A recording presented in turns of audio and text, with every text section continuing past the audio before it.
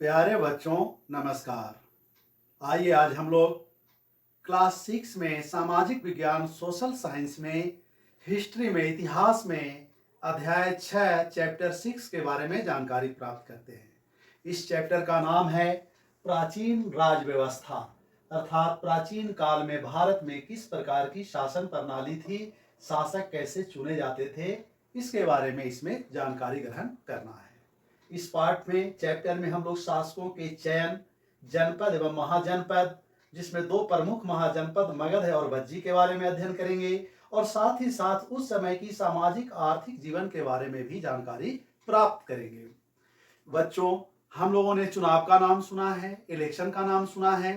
चुनाव में हम लोग वोट देते हैं, अपने मत का प्रयोग करते हैं और वर्तमान समय में शासक को चुनते हैं। तो क्या आप बता सकते हैं कि हम लोग वर्तमान समय में मत के द्वारा वोट देकर शासक का चयन करते हैं, तो यह शासन प्रणाली किस प्रकार की शासन प्रणाली है? तो वर्तमान समय में हमारी शासन व्यवस्था लोकतंत्रात्मक डेमोक्रेटिक शासन प्रणाली है। तो क्या प्राचीन काल में भी इसी प्रकार की शासन व्यवस्था थी? शासक का चयन, चुनाव क्या मतदान द्वारा जनता करती थी? इन्हीं बिंदुओं पर विचार हम लोग इस चैप्टर के अंतर्गत करेंगे। तो सबसे पहले उस समय की राजनीतिक स्थिति को समझते हैं। हम लोग बात कर रहे हैं राज व्यवस्था की, यानी किस प्रकार की शासन प्रणाली थी।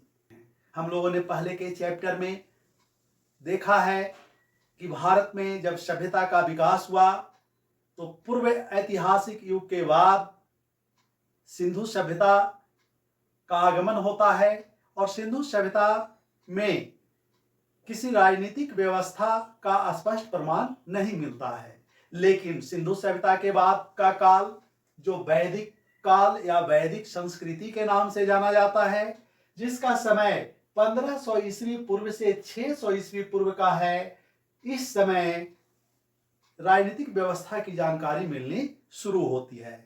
अर्थात हम लोग प्राचीन राज व्यवस्था की जब बात करते हैं तो वैदिक कालीन राज व्यवस्था की ही बात कर रहे हैं, जो 1500 ईस्वी पूर्व से 600 ईस्वी पूर्व के बीच भारत में विकसित हुई थी।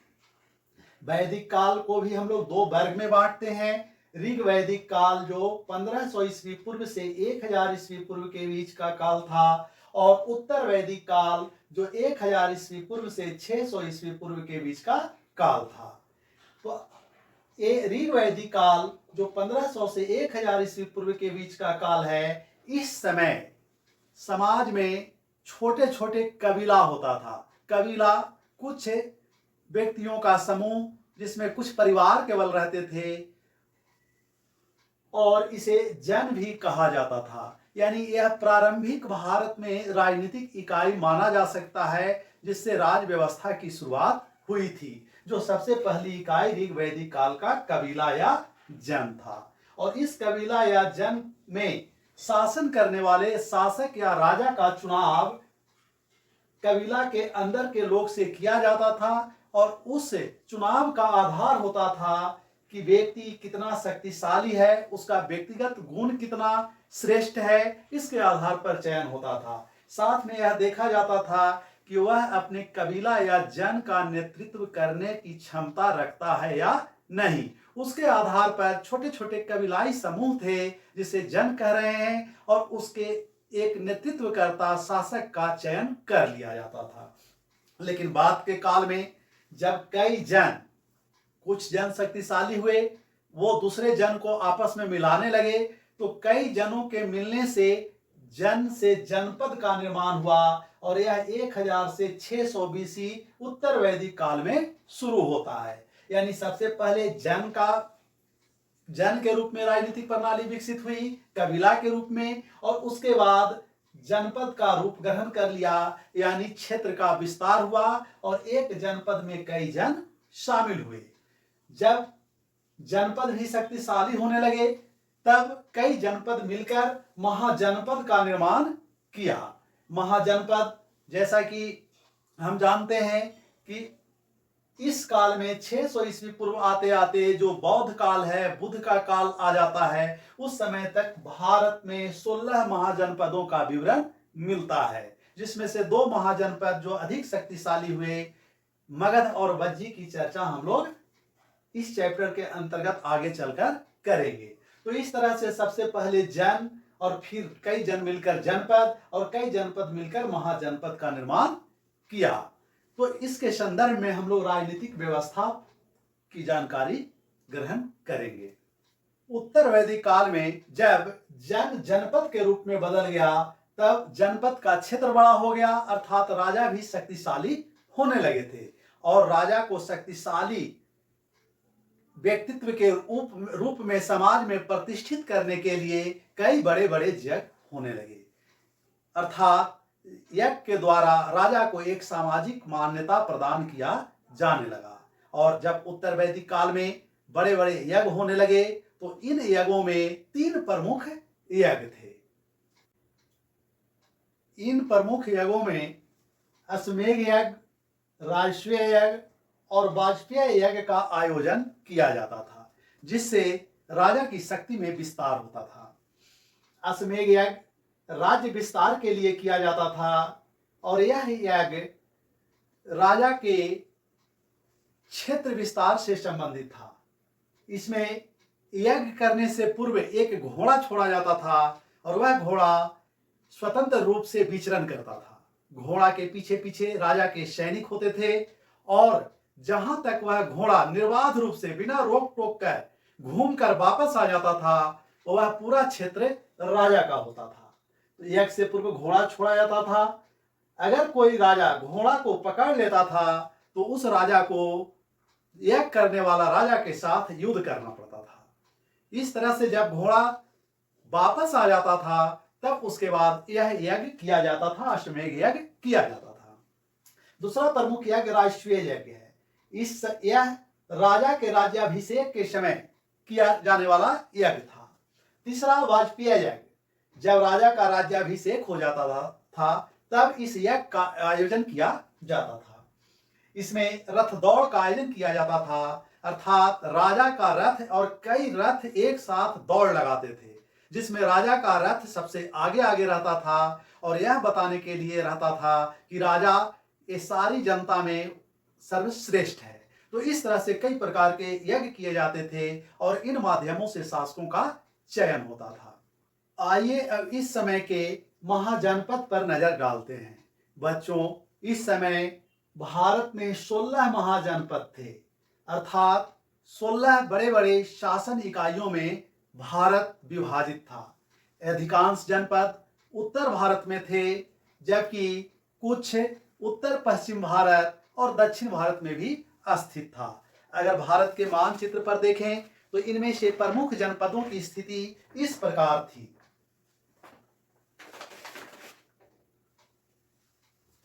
सबसे प्रमुख जनपद जिसकी चर्चा हम लोग आगे करेंगे, मगध दक्षिण बिहार और झारखंड तक फैला हुआ था। बिहार में ये जो नीला नीला जल का लाइन देख रहे हैं, रेखा देख रहे हैं, गंगा नदी है और गंगा नदी के उत्तर में वज्जी संघ जो एक जनपद था यह फैला हुआ था। उसी तरह से जनपदों का विस्तार अफगानिस्तान तक था और ये बिहार से लेकर बिहार के इस भाग में अंग और बिहार से लेकर उत्तर प्रदेश, मध्य प्रदेश, राजस्थान से लेकर अफगानिस्तान तक और दक्षिण में आंध्र प्रदेश में गोदावरी नदी तक महाजनपद फैले हुए थे। तो इन महाजनपदों की जानकारी का स्रोत जिसमें सबसे पहली बार पता चलता है बौद्ध ग्रंथ यानी बौद्ध धर्म का ग्रंथ अंगुत्तर निकाय से मिलती है, जबकि जैन धर्म के ग्रंथ भगवती सूत्र में इसकी जानकारी मिलती है। इसीलिए कभी कभी आप पढ़ेंगे तो आपको मिलेगा बौद्ध कालीन 16 महाजनपद, यानी गौतम बुद्ध का यह समय था जिस समय 16 महाजनपदों की चर्चा मिलती है। इन महाजनपदों की शासन व्यवस्था 2 प्रकार की थी, एक गणतंत्रात्मक या गणराज्यीय व्यवस्था और दूसरा राजतंत्रात्मक व्यवस्था। ये 2 प्रकार की शासन प्रणाली इस समय थी। गणराज्यीय व्यवस्था में आम शासन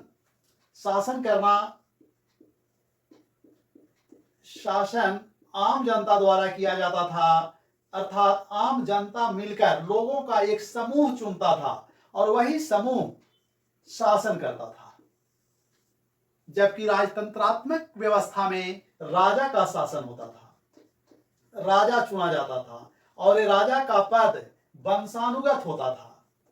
वंशानुगत अर्थात राजा का बेटा ही बाद में राजा बनता था, जिसे वंशानुगत शासन प्रणाली कह रहे हैं, राजतंत्रात्मक प्रणाली कह रहे हैं। गणराज्यीय व्यवस्था में बहुमत के द्वारा समूह का निर्माण किया जाता था जो शासन करता था। गणराज्यीय व्यवस्था का उदाहरण वज्जी संघ था।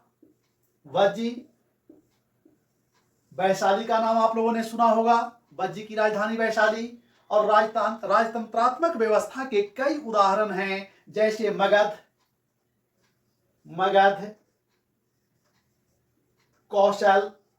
कौशल पूर्वी उत्तर प्रदेश में स्थित है, कौशल, अवंती आदि में राजतंत्रात्मक शासन प्रणाली था। राजा होता था और वह वंशानुगत होता था, और राजा का बड़ा पुत्र ही राजा बनता था, यानी ज्येष्ठाधिकार, ज्येष्ठ अर्थात बड़ा पुत्र राजा बनता था। इस तरह से दो प्रकार की शासन व्यवस्था उस समय समाज में था, महाजनपदों में था। आइए अब इसके बाद हम लोग सामाजिक एवं सांस्कृतिक जीवन के बारे में जानते हैं। इस समय का समाज की प्रमुख विशेषता वर्ण व्यवस्था और आश्रम व्यवस्था थी। वर्ण व्यवस्था क्या है? तो समाज जन्म के आधार पर 4 वर्णों में विभाजित था। जन्म के आधार पर जन्माधारित 4 वर्ण में विभाजित था, जिसे ब्राह्मण, क्षत्रिय, वैश्य और शूद्र के नाम से जाना जाता है। ब्राह्मण का कार्य अध्यापन कार्य करना, यानी यह यज्ञ का कार्य करता था। यज्ञ का विशिष्ट पुरोहित होता था, जो पहले हम लोग यज्ञ की चर्चा किए हैं उसका। क्षत्रिय ये प्रजा की रक्षा करने का कार्य था, शासक वर्ग था, और साथ में युद्ध करना कर्तव्य था, यानी प्रजा की रक्षा करना। तीसरा वैश्य का कार्य उत्पादन करना था, कृषि कार्य करना, पशुपालन करना तथा व्यापार करना था। और चौथा शूद्र वर्ण का कार्य अन्य 3 वर्णों की सेवा करना था। तो इस तरह से उस समय का समाज 4 वर्णों में विभाजित था, जिसे वर्ण व्यवस्था कहते हैं। दूसरी प्रमुख विशेषता आश्रम व्यवस्था है। उस समय का जीवन 100 वर्ष का मान लिया गया था, और 100 वर्ष को 25-25 वर्ष में 4 भाग में बांट दिया गया था, और इस तरह से 4 आश्रम की व्यवस्था की गई थी, जिसमें पहला आश्रम ब्रह्मचर्य आश्रम जो 25 वर्ष तक रहता था, दूसरा गृहस्थ आश्रम जो 25 से 50 वर्ष की आयु तक रहता था, तीसरा वानप्रस्थ आश्रम जो 50 से 75 वर्ष तक रहता था। बच्चों इसमें कंफ्यूज न करेंगे, अगर 25 वर्ष तक है तो ये 26 से शुरू होगा, ये 50 तक है तो ये 51 से शुरू होगा, अर्थात 25-25 वर्ष में बटा हुआ था, और ये 75 से 100 वर्ष तक का था। तो इस तरह से 25-25 वर्ष का 4 आश्रम था, और प्रत्येक व्यक्ति इन 4 आश्रमों से गुजरता था। ब्रह्मचर्य आश्रम में वह विद्या ग्रहण करता था, गृहस्थ आश्रम में विवाह होता था, बाल बच्चे रहते थे और परिवार का पालन पोषण करता था। वानप्रस्थ आश्रम में जब वह 50 वर्ष की आयु का हो जाता था, तब वह जंगलों की ओर, वनों की ओर जाता था ज्ञान प्राप्त करने के लिए, शांति की खोज में। और जब 75 वर्ष का हो जाता था, तब सांसारिक जीवन से वह संन्यास ले लेता था, और उसे किसी से कोई मतलब नहीं रहता था, बल्कि वह सन्यासी के रूप में जीवन व्यतीत करता था। तो इस तरह उस समय वर्ण व्यवस्था और आश्रम व्यवस्था मिलकर वर्णाश्रम व्यवस्था कहलाता था, जो एक वर्णाश्रम व्यवस्था कहलाता था, जो उस समय के समाज की प्रमुख विशेषता थी। इसके बाद अगर धार्मिक जीवन को देखें, तो इस समय देवी देवताओं की पूजा होने लगी थी। विष्णु एवं शिव प्रमुख देवता थे। यज्ञ में कई तरह के विधि विधान होने लगे थे। हम लोगों ने जिन यज्ञों की चर्चा की उत्तर वैदिक काल का, इन यज्ञों के बारे में विवरण यजुर्वेद में मिलता है। ये वेद जो 4 होते हैं, उसमें एक यजुर्वेद है, और उसी में इन बड़े बड़े यज्ञों के विधि विधान की चर्चा मिलती है। वेद के बारे में जानने के लिए हम लोग एक अलग से वीडियो देखेंगे।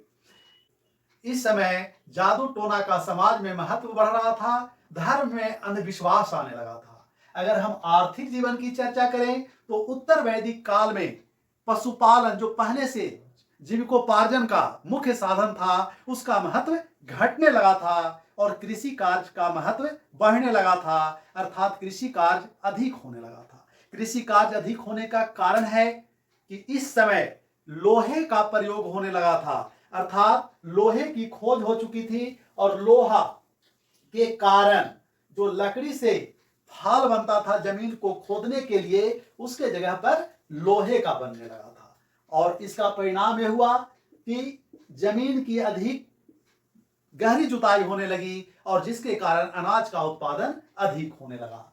लोहा का अगर हम आविष्कार देखें तो 1000 ईस्वी पूर्व के आसपास लोहा का पहला साक्ष्य मिलता है और यह अतिरंजी खेड़ा से मिलता है, उत्तर प्रदेश में है। अतिरंजी खेड़ा उत्तर प्रदेश में लोहे का पहला साक्ष्य मिलता है। इस समय का प्रमुख फसल जौ, चावल, गन्ना, सरसों आदि का उत्पादन किया जाता था।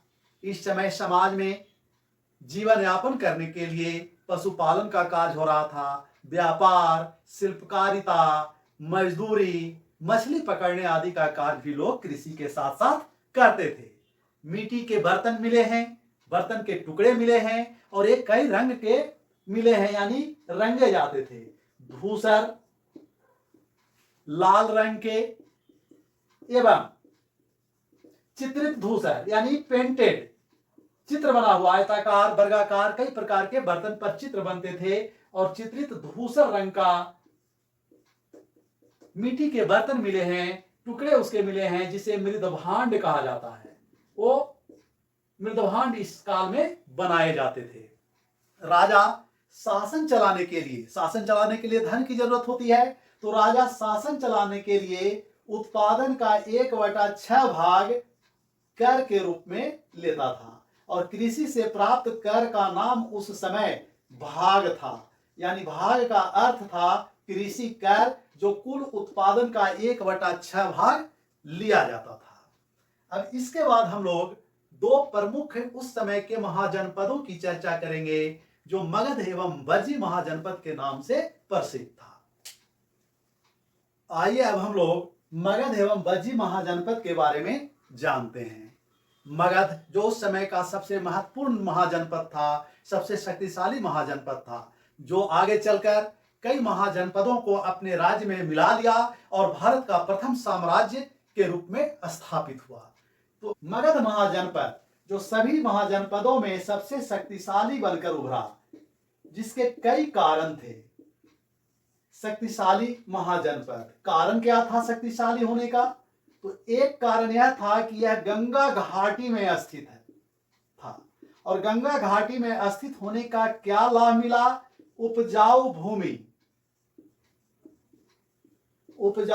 भूमि मिट्टी, जिसके कारण कृषि कार्य अधिक होता था। दूसरा, गंगा और उसके साथ साथ उसकी सहायक नदी गंगा एवं सोन, ये दो नदियों के कारण जल परिवहन यानी जल यातायात की सुविधा थी। जल यातायात की सुविधा। और तीसरा प्रमुख कारण है कि दक्षिणी बिहार जो वर्तमान में झारखंड है, झारखंड क्षेत्र में खनिज पदार्थ की प्रचुरता थी, वनों की प्रचुरता। तो खनिज पदार्थ में लोहा पर्याप्त मात्रा में पाया जाता था और लोहा से दो लाभ मिले। पहला लाभ के उत्तम किस्म के हथियार लोहे के कारण बना और दूसरा कृषि उपकरण यानी लोहे के फाल मिले, जिससे जमीन की अधिक गहरी जुताई होने लगी। तो कृषि उत्पादन बढ़ा, जिससे राजा के आय में वृद्धि हुई। आय में वृद्धि होने से वह अपने राज्य के शक्तिशाली होने में खर्च किया और उत्तम हथियार जो दूसरे महाजनपदों पर श्रेष्ठता साबित करने में, युद्ध में सफल होने में सहायक हुआ। तो इस तरह से गंगा घाटी के कारण उपजाऊ भूमि, गंगा सोन के कारण जल यातायात की सुविधा और खनिज की उपलब्धता, जिसमें लोहे के कारण दूसरों की तुलना में मगध की स्थिति अधिक लाभदायक हो गई। और साथ में झारखंड क्षेत्र से जो वन का क्षेत्र था, वन से हाथी आदि की प्राप्ति हुई, जिससे हाथी के मिलने से सेना मजबूत हुआ। तो इस तरह से मगध के उत्थान के ये सब कारण थे। मगध पर कई वंशों ने शासन किया इस समय, जिसमें हर्यक वंश, शिशुनाग वंश तथा नंद वंश ने शासन किया। शिशुनाग वंश और नंद वंश। हर्यक वंश के प्रमुख शासकों में बिंबिसार एवं अजातशत्रु प्रमुख है। बिंबिसार एवं अजातशत्रु। अजातशत्रु के समय ही वज्जी संघ को मगध महाजनपद में जीतकर शामिल कर लिया गया था। शिशुनाग वंश का प्रमुख शासक कालाशोक तथा नंद वंश का प्रमुख शासक महापद्मनंद तथा धनानंद था। तो हर्यक वंश की स्थापना बिंबिसार द्वारा की गई। एक प्रमुख शासक अजातशत्रु है। मगध की राजधानी प्रारंभ में राजगृह थी। राजगृह जो राजगीर के नाम से भी प्रसिद्ध है। राजगृह से बाद में राजधानी पाटलिपुत्र बनाया गया, जो वर्तमान में बिहार की राजधानी पटना के नाम से जाना जाता है। धनानंद के समय यूनानी शासक सिकंदर का भारत पर आक्रमण हुआ था। सिकंदर का आक्रमण, और यह यूनान का रहने वाला था। तो इस तरह से मगध महाजनपद से धीरे धीरे एक साम्राज्य का रूप ग्रहण कर लिया। अब वज्जी संघ को देखते हैं। वज्जी संघ गंगा के, जैसा कि देखे, उत्तरी भाग में स्थित है। वर्तमान में यह बिहार में तिरहुत प्रमंडल का क्षेत्र है, तिरहुत कमिश्नरी का क्षेत्र है। इसकी राजधानी वैशाली थी। यह 8 गण का एक संघ था। 8 कुल इसमें शामिल थे। वज्जी में 8 गण कुल का एक संघ था, जिसमें सबसे महत्वपूर्ण विदेह जो वर्तमान में बिहार में मिथिला के नाम आप सुने होंगे, मिथिला चित्रकला बहुत प्रसिद्ध है, वह विदेह का ही है। विदेह, वज्जी, वैशाली, लिच्छवी आदि प्रमुख है। और वज्जी 8 गण का संघ था, जिसकी राजधानी वैशाली में थी। इसके शासक जनता की आपसी सहमति, जनता द्वारा निर्वाचित होते थे, जनता के आपसी सहमति से चुने जाते थे। तो इस तरह से हम लोगों ने इस चैप्टर में प्राचीन राज व्यवस्था के अंतर्गत शासकों का उस समय चयन कैसे होता था। यह काल वैदिक युग है। तो पहले जन से कैसे जनपद और जनपद से महाजनपद बना, शासकों का चयन कैसे होता था, उस समय की सामाजिक, आर्थिक, राजनीतिक स्थिति कैसी थी, धार्मिक स्थिति कैसी थी, और अंत में 2 प्रमुख महाजनपद मगध और वज्जी की चर्चा किए हैं। वीडियो के अगले भाग में इस पाठ से संबंधित हम लोग प्रश्न और उसका अभ्यास करेंगे। बहुत बहुत धन्यवाद। Thank you.